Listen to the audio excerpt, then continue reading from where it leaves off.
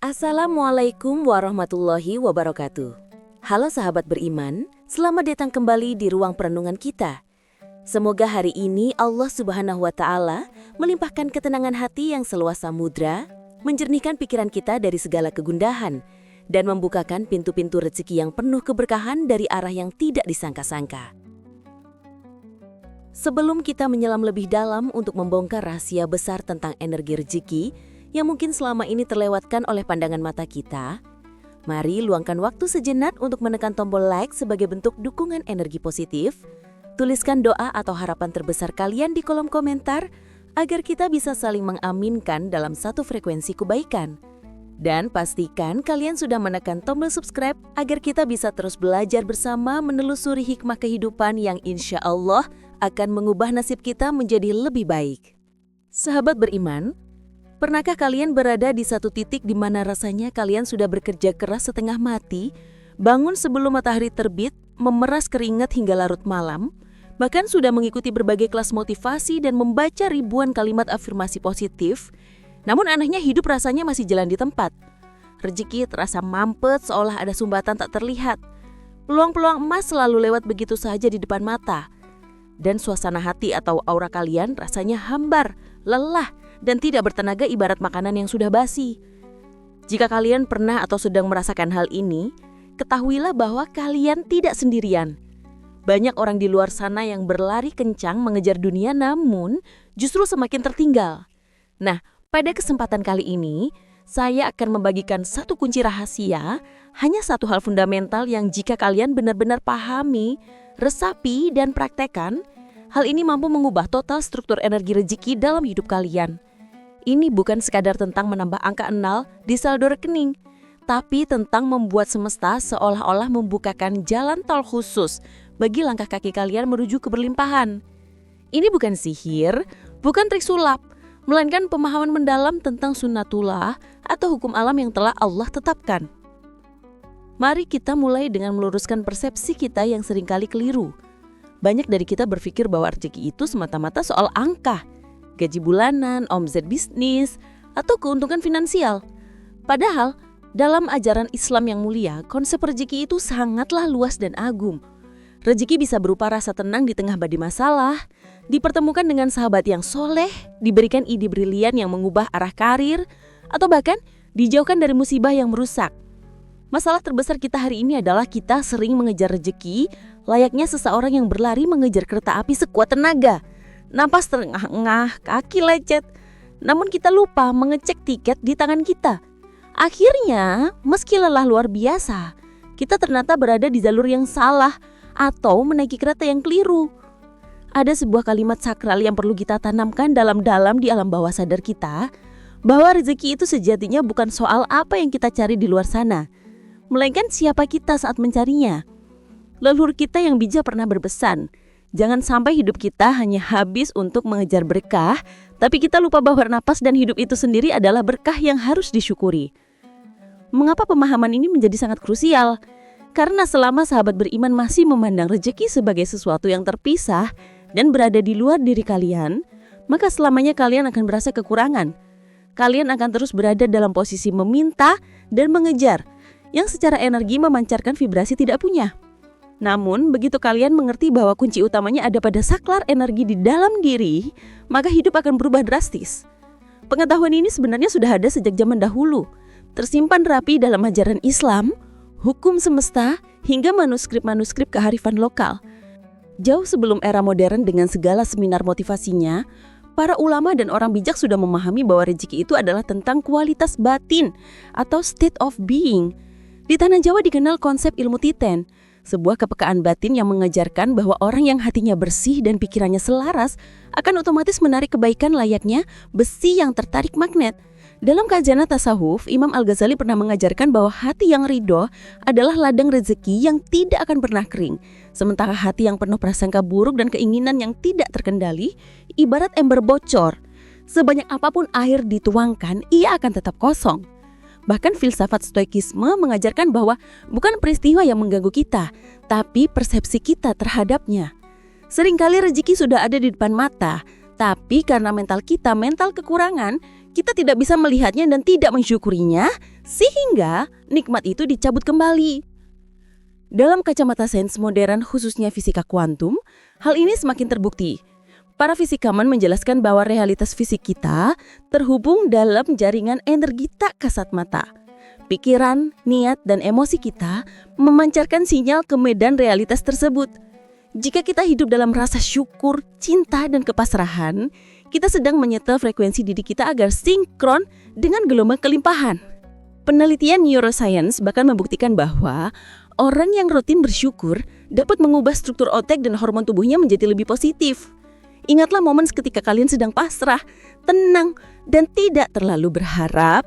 Tiba-tiba rezeki datang dari teman lama, atau peluang muncul begitu saja di depan mata. Itu terjadi karena energi kalian sedang selaras. Kalian tidak memblokir aliran rezeki dengan kecemasan.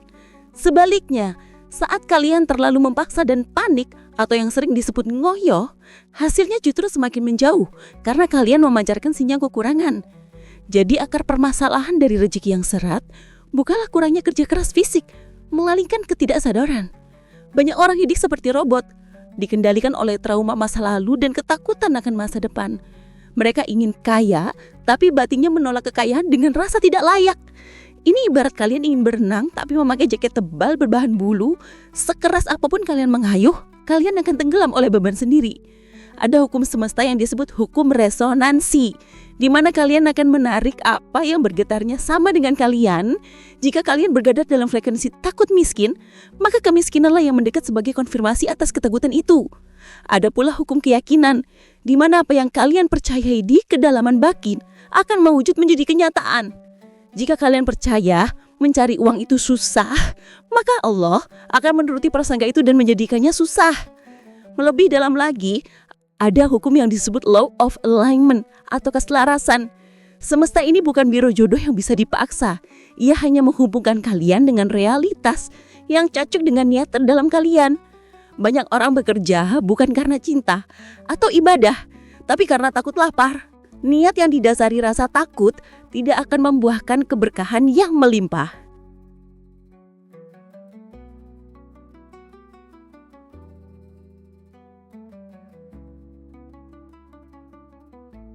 Kemudian, ada hukum penyerahan atau tawakal. Ini adalah ilmu tingkat tinggi. Semakin kalian melepaskan kemelekatan pada hasil, semakin semesta bekerja untuk kalian. Rezeki tidak suka dikejar dengan nafsu dan kecemasan. Ia suka datang kepada hati yang tenang, yang terus bergerak dalam ikhtiar, namun pasrah pada hasil akhirnya. Sahabat beriman, pahamilah bahwa kita adalah makhluk spiritual yang memiliki pengalaman fisik.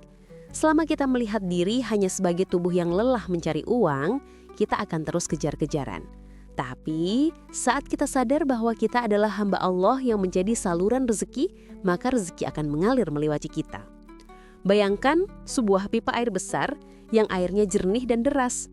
Itulah rahmat Allah.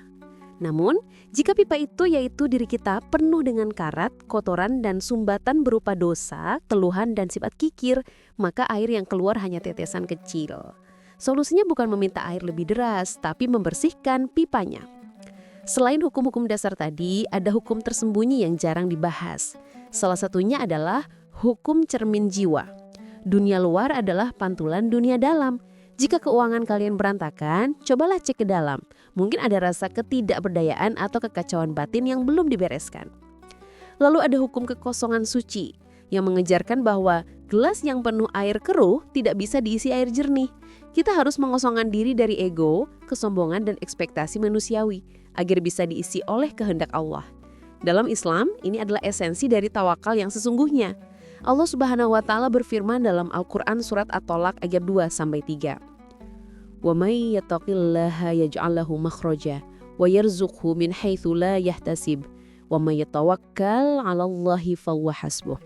Artinya, barang siapa bertakwa kepada Allah, niscaya Dia akan mengadakan baginya jalan keluar dan memberinya rezeki dari arah yang tiada disangka-sangkanya. Dan barang siapa yang bertawakal kepada Allah, niscaya Allah akan mencukupkan keperluannya. Ayat ini adalah dalil paling kuat bahwa rezeki terkait erat dengan ketakwaan atau kesadaran diri dan tawakal atau vibrasi kepasrahan. Kunci dari semua hukum ini adalah kembali kepada Allah sebagai sumber. Kita bukan meminta kepada semesta. Semesta hanyalah sistem yang Allah ciptakan. Kita meminta kepada pencipta sistem tersebut. Namun, jangan meminta dengan keraguan atau keluhan. Mintalah dengan keyakinan penuh bahwa Allah Maha Kaya. Lantas, bagaimana cara praktis untuk menyelaraskan diri ini? Pertama, lakukan detoksifikasi batin setiap hari. Jangan awali hari dengan melihat media sosial yang memicu rasa iri atau cemas. Mulailah dengan zikir pagi, meditasi, atau sekedar duduk diam mensyukuri napas yang masih berhembus. Ini akan menyetel ulang gelombang otak ke frekuensi syukur. Kedua, latihlah diri untuk memberi sebelum menerima. Keluarkan energi kelimpahan dengan bersedekah sekecil apapun.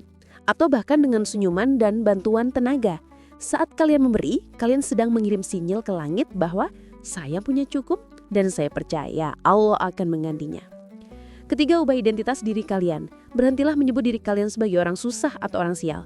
Mulailah berkata pada diri sendiri, saya adalah hamba yang mencintai Allah, yang diberkahi dengan kelimpahan untuk memberi manfaat bagi sesama. Keempat, berdamailah dengan trauma masa lalu tentang uang. Mungkin dulu kita sering mendengar pertengkaran orang tua soal uang, atau doktrin bahwa uang itu akar kejahatan. Maafkan masa lalu itu dan tanamkan keyakinan baru bahwa uang adalah amanah yang baik jika berada di tangan orang baik. Kelima, aktifkan vibrasi kreatif. Jangan diam menunggu rezeki jatuh dari langit. Bergeraklah, buatlah sesuatu, layani orang lain. Energi kreatif adalah pembuka pintu-pintu gaib. Dan yang terpenting jangan terjebak pada ilusi fata morgana. Seringkali kita mengejar kebahagiaan semu di kejauhan, padahal di belakang kita ada sumur mata air yang segar namun tertutup oleh ketidaksadaran kita. Sumur itu adalah potensi diri dan koneksi kita dengan Allah. Gali ke dalam, bukan lari keluar. Sahabat beriman, rezeki bukanlah hadiah bagi mereka yang paling sibuk, melainkan amanah bagi mereka yang paling selaras. Kalian bisa berlari sekejap kilat, namun jika arahnya salah, kalian hanya akan tersesat. Sebaiknya jika batin kalian sudah nyambung dengan sumber rezeki, maka arah hidup akan berputar menuju kebaikan. Keberlimpahan sejati itu bukan hanya soal saldo yang banyak, tapi kemampuan untuk tidur nyenyak, tertawa lepas, memeluk keluarga tanpa rasa takut akan hari esok, dan bangun pagi dengan perasaan cukup. Itu adalah level rezeki yang tidak bisa dibeli dengan uang manapun. Sekarang pilihan ada di tangan kalian. Apakah ingin terus hidup dalam mode lama yang penuh keluhan dan kelelahan, atau mulai bergerak dengan vibrasi baru, niat baru, dan kesadaran baru? Pintu-pintu rahmat Allah tidak akan menunggu selamanya jika kita tidak segera mengetuknya dengan adab yang benar. Video ini bukan sekedar tontonan hiburan. Ini adalah sinyal dari Allah untuk membangunkan kalian yang sudah terlalu lama tertidur dalam mode bertahan hidup. Jika hati kalian bergetar saat mendengar ini, itu tandanya jiwa kalian sedang merespon panggilan untuk naik kelas. Jangan biarkan ilmu ini berhenti di sini. Bagikan video ini kepada teman, keluarga, atau siapapun yang kalian rasa sedang berjuang dalam kegelapan finansial, agar menjadi amal jariah bagi kita semua. Jadilah pelanggan setia di channel ini, bukan sekedar penonton lewat, karena di sini kita berinvestasi pada jiwa dan kesadaran, bukan sekedar menghabiskan kuota. Sebagai penutup, bawalah satu pertanyaan ini ke dalam renungan malam kalian. Apakah selama ini saya benar-benar sedang menjemput rezeki dengan cinta? Atau justru saya menjauhkan diri dari sumber rezeki karena ketidakpercayaan saya kepadanya? Jawaban jujur kalian adalah kunci pertama untuk membuka gembok rezeki yang selama ini terkunci. Bagi sahabat beriman yang ingin tahu lebih lanjut tentang tanda-tanda spesifik bahwa rezeki besar sedang menuju ke arah kalian, pastikan untuk menonton video kami selanjutnya yang akan membahas ciri-ciri orang yang akan diangkat derajatnya oleh Allah tanpa ia menyadarinya. Sampai jumpa di pembahasan yang lebih mendalam berikutnya. Wassalamualaikum warahmatullahi wabarakatuh.